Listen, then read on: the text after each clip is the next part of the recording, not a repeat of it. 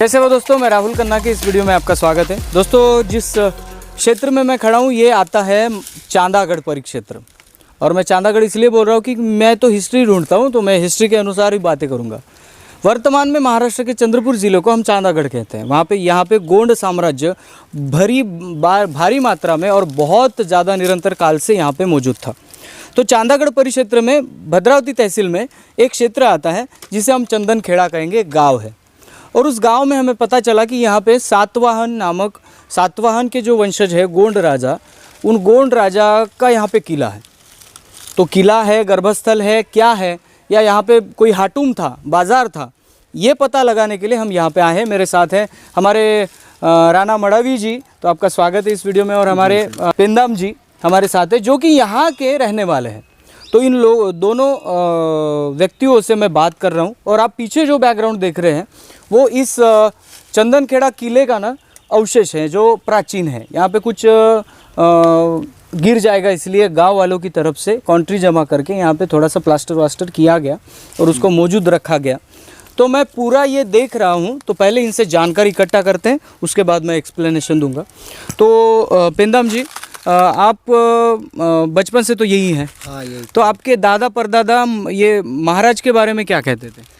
दादा परदादा ऐसे कर रहे थे कि यहाँ पे बहुत पुरानी पहले अपनी यहाँ पे किला था। हाँ। और यहाँ पे आके पूजा पाठ करने का और अपने घर में कोई भी छोटा मोटा जो कार्यक्रम रहा यहाँ पे वो जैसे मूठ पूजा अपन मानते नहीं क्या गोंडवाना के इसमें, तो वैसे ही पूजा पाठ करके यहाँ से करते थे। हाँ, तो तब ये तो नहीं बना था, मंदिर उतना भी बड़ा नहीं था मेरे ख्याल से। पहले मंदिर अच्छा था लेकिन वो कैसा पुराना तन वाला था। हाँ, तो गिर जाएगा करके उसको अच्छा किया गया। तो ये किला था, तो माधवराव महाराज के बारे में बोला जाता है। तो एक ये भी बोला जाता है कि कोई भी किसी धर्म का हो लेकिन शादी ब्याह करना हो तो पहले इधर आके पूजा करना हो। हाँ, ये बात बराबर है। ये कब से है? वो मैं छोटा था तब से तो सुन रहा हूँ। हाँ, मेरे दादा परदादा उसी से काल से है वही। और ये मिट्टी का घोड़ा लाने की सिस्टम पहले से थी? पहले से थी। तो फिर अभी आपने जब सुना, आपके जैसे युवा अभी समाज में है, हाँ, तो क्या कोशिश की गई इसको बचाने के लिए? अभी इसके लिए कोशिश यही कर रहे हैं क्या, जो समाज में अपने जो लोग हैं वो सबको एकजुट लाने का कार्य चल रहा है। और तो घोड़ा उत्सव का भी कार्यक्रम यहाँ पे घोड़ा उत्सव होता है यहाँ पे? होता है। कब होता है? वो साल में एक बार होता है। कौन सी तिथि को? वो बोले तो दिसंबर महीने में होता है। दिसंबर महीने में होता है, पूस में वगैरह? हाँ, पूस से स्टार्टिंग में। हाँ। तो ये हो गया। उसके बाद जब ये पुरातत्व विभाग वाले कब आए यहाँ पे? आए ही नहीं, कोई भी नहीं। उन्होंने बोर्ड जो लगाया है अंदर, हाँ, वो खोद काम करने के लिए आए थे। तो कितने साल हुए वो लोग आए? तो अभी मेरे ख्याल से हो गए 2-3 साल हो गए होंगे। उसके पहले पुरातत्व विभाग को कुछ पता नहीं था इसके बारे में? नहीं। और फिर आए और उन्होंने वो बैनर लगाया वहाँ पे? बस वही काम किए। जो कुछ नानी वानी पूछताछ हुई गाँव में कि ऐसे लगा दिया? नहीं, वो पूछताछ हुई थी। हाँ। जो काम कर रहे थे वो लेबर किए थे। हाँ, किए थे। जी। तो ये घोड़ा यात्रा भी होती है। हाँ। और फिर गांव वालों ने मिलकर इसको बचाने की कोशिश की है। ये चीज़ है बरोबर। तो कुछ चीज़ें मिली उनको, तो वो ले गए थे। उत्खनन में कुछ मिला था ना? हाँ, मिला था ना। अभी वो उसके फोटो जो लगे हैं ना, हाँ, वो फोटो है सिर्फ। हाँ। वो जो पुरातन चीज़ें है वो म्यूजियम के लिए लेके गए। हाँ। तो और एक बात, यहाँ पे जो सीढ़ी सटवा मैंने जो पढ़ा है, सुना है, मैं देख रहा हूँ जितने भी गढ़ किले जा रहा हूँ मैं, तो आपको गोंडवाना का राज्य चिन्ह जो गज सोडुम है, एन सोडुम कहते हैं हम लोग, हाथी पर शेर सवार होता है। हाँ। ऐसा चिन्ह था? हाँ, था ना यहाँ पे, मैंने देखा था वो। अभी कैसे ये गिर गया होगा। हाँ। तो दिख नहीं रहा है। आपके बचपन से आपने उसको देखा है? मैंने देखा। हाँ, तो ठीक है। फिर गोंडवाना राज्य शासन था, तो इसका मतलब ये तो हम कह सकते हैं कि ये गोंडवाना कालीन है। हाँ। और गोंडवाना की ही एक ब्रांच है बराबर। तो बिल्कुल। तो फिर इसको अगर बचाना है तो पुरातत्व विभाग वाले को अर्ज करना या उनको बताना कि ये गिर जाएगा, ऐसे कुछ किया गया गांव की तरफ से? गांव की तरफ से बहुत बार किया है ऐसा, लेकिन वो कैसे आते ध्यान नहीं देते। ऐसा है।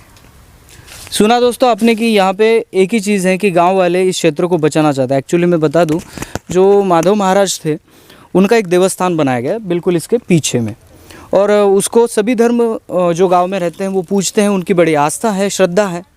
तो इस श्रद्धा को हम ठेस नहीं पहुंचाएंगे। लेकिन क्या है कि पुरातत्व जो विभाग है, मैंने देखा उसके पीछे बहुत सारी ईंटें पड़ी थी। ईंटें आज के काल की नहीं है, ईंटें बहुत मेरे ख्याल से 300 से 400 साल पुरानी वो ईंटें हैं, लेकिन वो ईंटें ऐसे ही गिर रही हैं। वहाँ पे गोंडवाना राज्य चिन्ह था तो वो भी गिर के पूरा ख़त्म हो गया।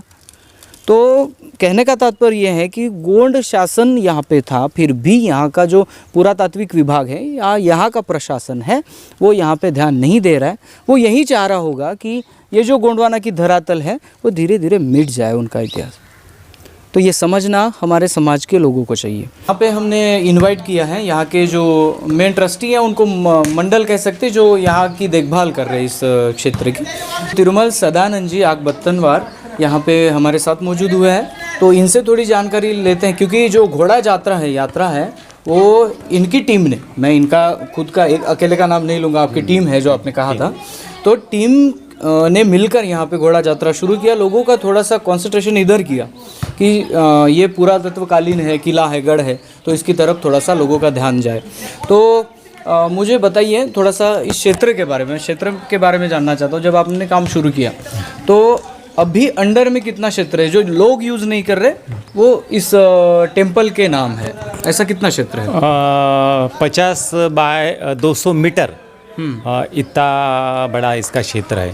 और अभी भी किसी ने इस पे अतिक्रमण नहीं किया है? इसमें थोड़ा बहुत अतिक्रमण गांव के कुछ लोगों ने किया है, थोड़ा बहुत है वो, बाकी का ये किले के अंडर में ही बाकी का क्षेत्र है। अगर गवर्नमेंट के हिसाब से देखा जाए तो इस ज़मीन पे किसी का नाम आता है? नहीं, इसमें नाम तो अभी दर्ज नहीं है, लेकिन वो मंदिर के समिति के द्वारा वो ज़मीन के लिए हमने प्रस्ताव भी डाला है। क्योंकि पुराने गैजेट में पुराने नाम हमें दिखते हैं, नए नाम नहीं दिखते। तो यहाँ के लोगों को मैंने पूछा, ये दैत्य राज कहते थे या दैत्य राजा कहते थे, तो आपने भी सुना है कि इनको दैत्य राजा कहा जाता है? हाँ, दैत्य राजा ही इनको पहले नाम से बुलाते थे, लेकिन जब लगा कि ये नाम के बजाय इसका जो सही नाम है वो हमने यानी आपको ऐसा लगा कि वो दैत्यराज नाम एक लांछन करके लगाया गया था? वैसा, वैसा भी लगा। तो फिर हम जो युवा ने सोचा कि इसका इतिहास क्या है, और वो हमने शोधने का काम किया, ढूंढने का काम किया, और बाद में नाम मिला कि माधवराव करके गोविंद शाह आतराम के जो वंशज है उनका नाम आगे आया, और उसी नाम से फिर ये मंदिर अभी पहचानने लगा है। बिल्कुल। तो और एक सवाल है जो इंटरेस्टिंग है, बाकी भगवानों के पास नहीं है या पेनों के पास नहीं है, कि ये कि मैंने सुना कि यहाँ पे कोई भी इस क्षेत्र में कोई किसी जाति, किसी धर्म, किसी पंथ का हो, उसकी शादी होती है तो सबसे पहले आके वो यही मिलता है, ये सही है? हाँ, ये सभी धर्म का सर्वधर्म संभाव जिसको बोलते हैं वो मंदिर है। अभी भी एक इनविटेशन कार्ड आया है, हाँ, ये आपने हाथ में लिया था। तो ये कार्ड रख के वो चले गए, यानी पहले आमंत्रित इनको किया जाता है। हाँ, पहले माधवराव महाराज चेन्नई का यहाँ पे लिखा भी है। हाँ, लिखा है। इनको पहला निमंत्रण देता है, बाद में गांव के जो है लोगों जहाँ भेजना है वहाँ, यहाँ गाड़ी अगर ली किसी ने, घर में कुछ बड़ा सामान लिया तो यहाँ सबसे पहले यहाँ पूछते हैं। तो एक श्रद्धा है उनकी। ये कब से है? आप ये बहुत पूर्वापार से है। हाँ। तो यहाँ सभी, और यहाँ का जवाई अगर है, हाँ, वो दिल्ली में अगर होगा, फिर भी वो लेडीज ही उसको बोलती है कि वो वहाँ जाके अपने को पूजन करना है। तो सभी धर्म के, तो ये चालू है अभी, यानी खंड नहीं हुआ है। तो यहाँ पे माधवराव जी का जो घोड़े पे बिठा हुआ स्टैचू है वो तो नया दिख रहा है। हाँ, उसके पहले क्या था? पहले यहाँ जो मट्टी का घोड़ा जो रहता था, कुम्हार से खरीद कर गाँव खरीदते थे, गाँव ऑर्गेनिक से, और यहाँ लाके वो रखते थे पूजन से हर साल। हाँ, तो प्राचीन पुरातन उसके पीछे जो हमें दिखा, मैं गया था, तो वही प्राचीन है। वही प्राचीन है। और ये क्षेत्र पूरा अभी गांव लोग कर रहे हैं। तो ये पुरातन काल वाले जो खुदाई करके गए, सामान लेके गए, तो वो कुछ सपोर्ट करते हैं कि आप बांधो, आप इसको अच्छे रखो, ऐसे कुछ लोग आके बताएं? हाँ, जब उनका काम चल रहा था नागपुर विद्यापीठ पुरातन विभाग का, तो तभी हमारा काम चालू हुआ था। आपका काम चालू, वो ठीक है। मैं क्या बोल रहा हूँ कि पुरातत्व विभाग वाले कोई निधि वगैरह दिए आपको कि इसको संरक्षित किया जाए? नहीं, निधि कुछ दिया नहीं, लेकिन ये आप इसकी देखभाल करो, कुछ करना हो तो कर सकते हो, कोई प्रॉब्लम नहीं, ऐसा उन्होंने कहा। लेकिन उनके तरफ से जो बजट आता है उसके बारे में नहीं बताया? नहीं, बजट कुछ भी नहीं यहाँ दिया है।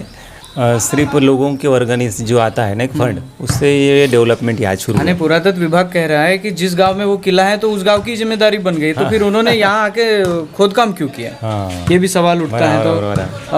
आग बतनवार जी बहुत अच्छा आप काम कर रहे हैं, और ये पहला क्षेत्र है, या मैं ऐसा कहता हूँ कि जब गोंड राजा थे, लोग कहते हैं कि गोंड राजा का साम्राज्य चंद्रपुर में था, तब उनके साम्राज्य में हमें गोंड राजा का जैसे दरगाह नज़र आता है, वैसे गोंड राजा ने हर समाज हर पंथों को अपने साथ लिया था। वो गोंड राजा थे, इसका मतलब ये नहीं था कि उनकी प्रजा पूरी तरह से पूरी गोंड ही थी। पूरे जाति पंथ समुदाय धर्म मौला मस्जिद सब कुछ उनके पास आता था। तो ये अच्छा लग रहा है कि एक हमारे पेन में आप सभी धर्मपंथी मान रहे हैं और आप इसको बढ़ा रहे हैं, तो आपको बहुत सारी शुभेच्छाएं कि ये घोड़ा यात्रा और ज़्यादा बढ़े।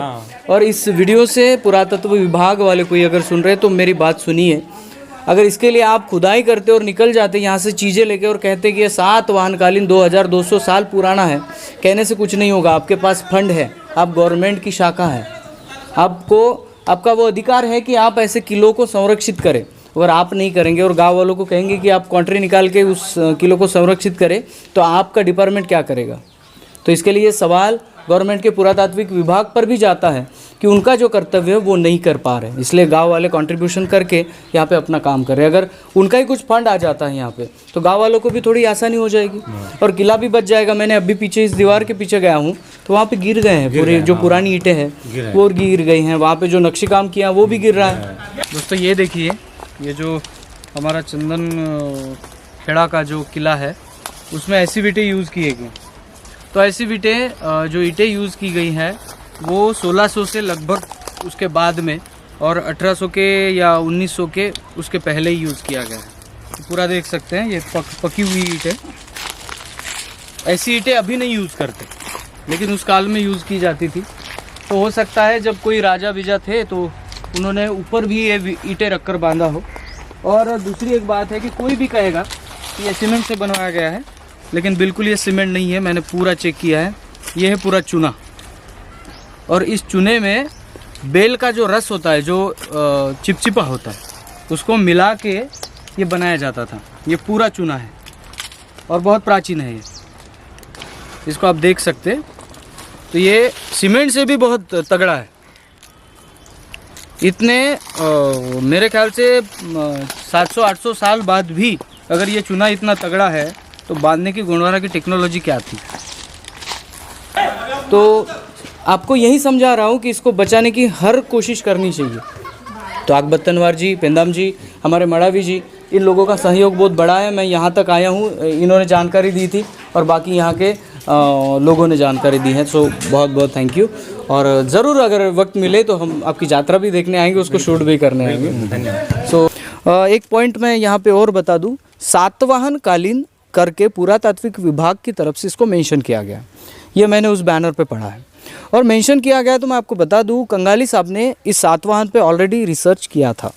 इस रिसर्च में उनको ये पता लगा कि इसको गोंडी में सिरी सटवा कहते हैं। सिरी सटवा मिट्ठू टोटेम लेकर चलने वाले राजा का नाम था, जो सिरी सटवा या सातवाहन कहते हैं। उनका उदय कहाँ हुआ था? उनका उदय आंध्र प्रदेश में हुआ था। जब सम्राट अशोक मर गए थे तो मगध और सातवाहन मिलके जो कॉम्बिनेशन से जो राज्य कर रहे थे, सम्राट अशोक के जाने के बाद इस सातवाहन लोगों ने अपना फ्री राज्य कर दिया और अपने काम शुरू कर दिए थे। तो उनकी ब्रांच यहाँ से लगाई जा रही है। लेकिन मैं 100% श्योर हूँ कि इसका संबंध हमारे चांदागढ़ के आतराम घराने से भी है। यहाँ पे और एक मेंशन कर दूँ आपको कि यहाँ पे आतराम और कन्ना का गोत्रीय राजाओं का नाम यहाँ पे मेंशन किया गया है। तो हमें पता नहीं कि कन्ना का अभी क्या है। इतिहास तो अंधा है, प्रूफ के बिना बोलता नहीं है। तो हम ये नहीं कह सकते कि कौन सा राजा था। और इसका पता भी मैं जल्दी से जल्दी लगा दूंगा अगर हमारे पास गैजेट उपलब्ध होता है तो कहने का तात्पर्य यह है कि बहुत अच्छा परिसर है पूरा। यहाँ से बड़ा परिसर इस किले के अंदर आ रहा है। यहाँ पे घोड़ा यात्रा होती है, तो घोड़े को एक्सप्लेन करता हूँ। आप पीछे अगर देख रहे हैं तो पूरे मिट्टी के घोड़े हैं। और ट्राइबल आदमी कौन है पता है आपको? जो निसर्ग से आता है उसको ही पूछता है। जैसे पेड़ मेरे सामने खड़ा है तो ये 4 सगा का साग है। जैसे मिट्टी है तो मिट्टी नेचर में मिल जाती है, तो मिट्टी से जो चीज़ें बनती है उस चीज़ों को हम ज़्यादा पूछते हैं। पेड़ से लकड़ी मिलती है तो लकड़ी को हम पूछते हैं, तो उसे हम माउली, खैरोदाई, पाटन वाली माई, ऐसा कहते हैं। वो लकड़ी का भी पूछते हैं, मिट्टी के कुछ चीज़ें बनाकर मिट्टी को भी पूछते हैं। तो ये भी ट्राइबल व्यवस्था है, ये बाकी व्यवस्था में नहीं, क्योंकि बाकी व्यवस्था में ज़्यादा से ज़्यादा पत्थरों की मूर्ति को बना के घड़ा के बिठाया जाता है। लेकिन हमारे इसमें मिट्टी जो नेचर से आती है उसको उठाओ, वैसे ही पेन बनाओ, वो पेनों को रखो, वो गिर भी जाएगा तो मिट्टी में ही चला जाएगा। ऐसे सिंपल थ्योरी से हमारे ट्राइबल लोग चलते थे। तो ये जो घोड़ा, आज हम घोड़ा कहते हैं लेकिन एक्चुअली ये घोड़ा नहीं है।